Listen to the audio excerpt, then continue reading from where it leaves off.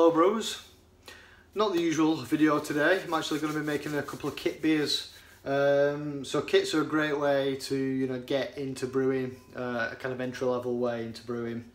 But also, even if you do all grain like I do, like I've got the, obviously if you're familiar with the channel, I've got BrewTools B80 Pro. So I can make some decent quantity of beer. But obviously a brew day takes a while, and sometimes kind of fitting it in is a bit of a struggle. So to tide me over sometimes, I do still do kits. I try to have different kits, get a bit of a flavour of what's out there and things like that. So over the years, obviously I started with kits as well. I've kind of come to the conclusion that the Mangrove Jack's kits, at the minute at least, are probably one of the best on the market. And I might have mentioned this a couple of times already. So I've got 3 kits altogether. I'm going to actually be doing 2 today. I'll probably leave one in reserve for another time. So the Juicy Session IPA is absolutely fantastic. So it's a West Coast IPA. Massive citra, mango, fruit flavours, a little bit of bitterness as well. 4.8%, super drinkable. On a hot day, on a cold day, on a wet day, whatever, it's amazing. It really is super. Okay, so that's one of them. The other one that I'm going to be doing, I'm going to actually video the Juicy Session IPA because that has hops with it, so we'll dry hop that at the end. But I thought I decided on a Bavarian wheat, so that was the other one. So this was only £15. The Juicy Session was a little bit more expensive at 21, I believe. But I would definitely recommend for both to actually get the pure liquid malt extract. So these are about another £5 on top. So depending on kind of where you're at with kits, maybe a little bit steep, especially for the Juicy Session IPA, but worth every penny, trust me, it really is. If you're new to brewing, you're looking at getting started out, whatever it might be, you could potentially put just kind of basic brewing sugar with those kits, and you'd probably still get a pretty good beer. But adding sugar, you're just increasing the alcohol, right? You're not increasing or improving the body of the beer at the same time. You're not improving the flavour of the beer at the same time. So it goes a bit out of balance, and it for want of a better word, the beer ends up being a bit boozy. So I definitely recommend for an extra few quid to get that, or similar. It doesn't have to be Mangrove Jacks, but just a similar kind of liquid malt extracts. I know. I think Thomas Cooper do one, and the usual brewing companies. So 1.2 kilogram bag there. Okay. Right. So for any new brewers that might be interested, basic equipment for making kits. Right. Obviously, you can follow the instructions. I'm just gonna wing it because I've done hundreds of kits over the years, and I've got a bit of a feel for kind of where I sit with them. So 25 litre brewing bucket. Airlock, bubbler airlock, already got some sanitizer solution in there. I've got a big brewing paddle, and I've touched that now, so I will sanitize it before I use it. Sanitised brewing paddle, actually the BrewTools brewing paddle, super solid, really good piece of kit. Pair of sterilised scissors, put down on a sterilised surface. Jerry can, 5 litres, just for literally transferring the water from the tap to the bucket, because I can't bother connecting all the pipe work and stuff. That's it, right? The Juicy Session IPA pouch, and liquid malt extract pouch, and a tipple of your choice. The last of the Timmy Taylor's Landlords. Oh, it's been a good beer. Right. On to the next step. Let's get this open. So, sterilised scissors. You can see the pouch in shot there. I'm just going to cut across the top. And to be honest, these pouches are pretty ingenious. So what you've got, and I'll try and show you without getting this all over the place. So you've got the pouch there with the instructions in, the yeast, the hot pouch pack. Is that it? Yep, the yeast is in there. And also in the same pouch you've actually got the malt as well. So if you wanted to, you could stand this in hot water for maybe 10 minutes or so. I'm not going to bother with that. I'm just going to get it straight into the bucket, which I've pre-sterilised already. And I'm going to get as much out as I can, and then I'm going to use some hot water to rinse out the rest of the malt. Also, what I do is I keep these upright for at least an hour before I use them. Otherwise, when you cut it, it's all a bit too sticky at the top. Personal preference. Okay, so let's get that in here.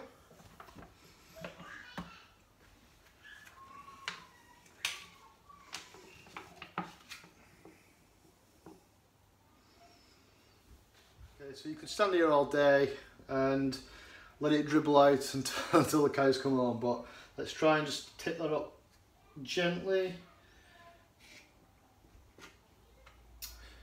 Okay, try not to get it all over the place. Okay, so still, obviously, like I said, there's still a lot in there. I'm just going to pop that here for the time being. I'm going to do the same again with this one. Okay, so we're nearly there with the additional malt extract pouch. Similar situation, we're kind of running at the end, near the end here, so let's try and carefully bring that up. And this is just a pouch, no hidden compartments or anything on this one. Okay. Stretch it up, it's like gossamer. Okay. Right now, so I've got a kettle of boiling hot water, so probably around 1.7, 1.8 litres in there. I'm just going to put that in here. I'm going to boil another kettle, probably about a litre or so, and I'm going to share that between the two pouches and rinse them out. Okay, so my boiling hot water is in there. I've not stirred it yet. I'm going to stir it all together at the end. Bit more boiling hot water. So we've got the pouches, so I'm just going to rinse all that out. So yeah, just try and give it a little squeeze to open up the aperture and just get some poured in. Same again for this one. Give it a little squeeze, make sure it's open nice and wide.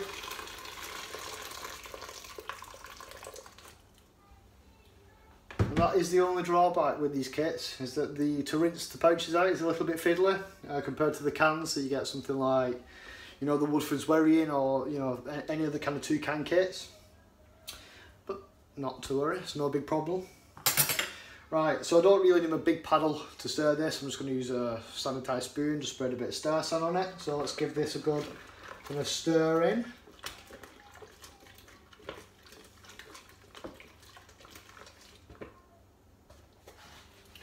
Do both of them. And you'll probably need to do this another once each as well. So you're probably going to be using about 2.5 to 3 litres of boiling water altogether.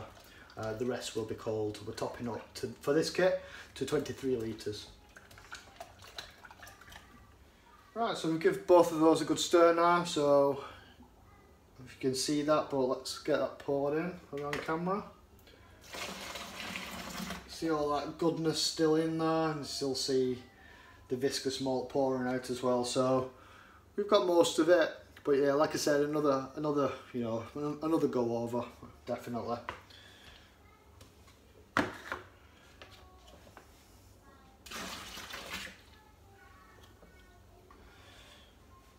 Okay, round 2. Here we go, round 2. Just rinse these ones out as well. You can see not much viscosity there at the end. That'll do right. And the malt extract addition. I'll do nicely. You've paid for this, don't want to waste it, right? Okay. Next, I'm down here on the floor. So this is all the malt extract, the boiling hot water from the kettle, and the rinsings. So as you can kind of see, you obviously want to mix it all in so it's not viscous at all. So let's give it a good stir, scrape along the bottom, not too hard because we don't want to scratch the bucket, but give it a little little bit of help. I'm just going to do this for a few minutes and we'll be right back. Okay, so we've been stirring for about 1.5 minutes or so. So we're all nicely mixed in and hopefully, as you can see, it's all just dripping off the brew paddle. So time to top this up to 23 litres. So I'm just using tap water. Feel free to use spring water or distilled water even if you've got like a heavy water profile or a distinct water profile, like heavily chlorinated for example. But for where I am, tap water is absolutely dandy. So with all the bubbles, you can see I've poured that water in quite vigorously. I'm just going to give it a stir just to even out the temperature.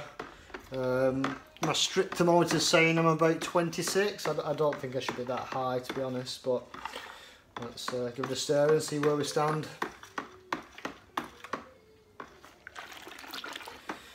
You know, keep changing direction again. As much oxygen as you can get in there, the better, right?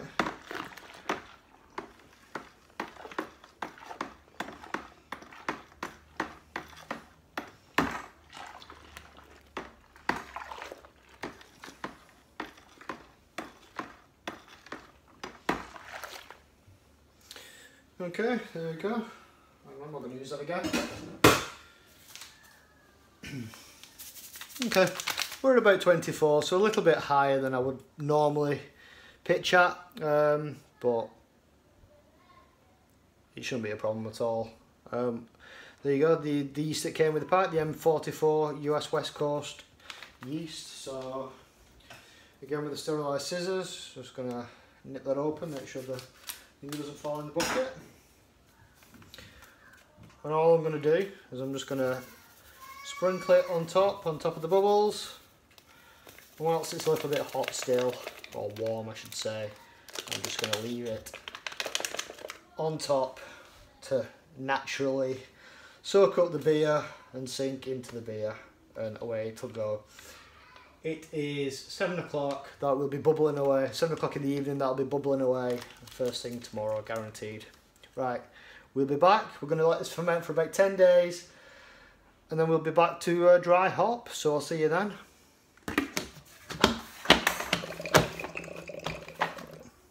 Okay, here we are 10 days later. And it's time for the dry hop edition. So we've got 50 grams of Citra hops. Nice kind of fruity flavour hops. I'm going to open the fermenter, stick these in.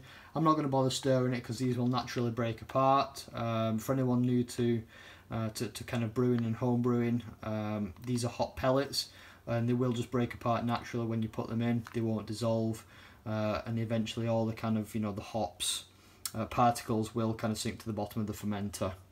So recommendation is to kind of put these in for 2 or 3 days. I'm going to leave them in for 5. One, because obviously I want a bit of extra flavour from the hops, a bit of extra fruitiness. Plus I do quite like that kind of perceived bitterness that is introduced by dry hopping. And also, I guess thirdly, it'll give the hop particles chance to kind of settle at the bottom of the fermenter. Let's crack this open. Yummy. Okay, it's looking good. Oh, if only you could smell that. It smells absolutely amazing. So let's pop that in the sink up there. Still a little bit cloudier than I would have expected, to be honest, but the clarity will come with time. So let's get this packet of hops open with a pair of sterilised scissors.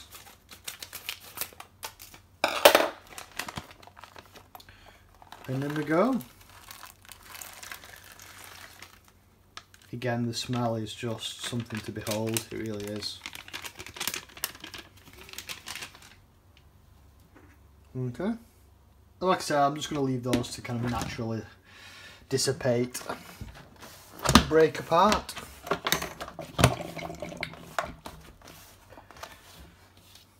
So there you have it. That is the kit pretty much done.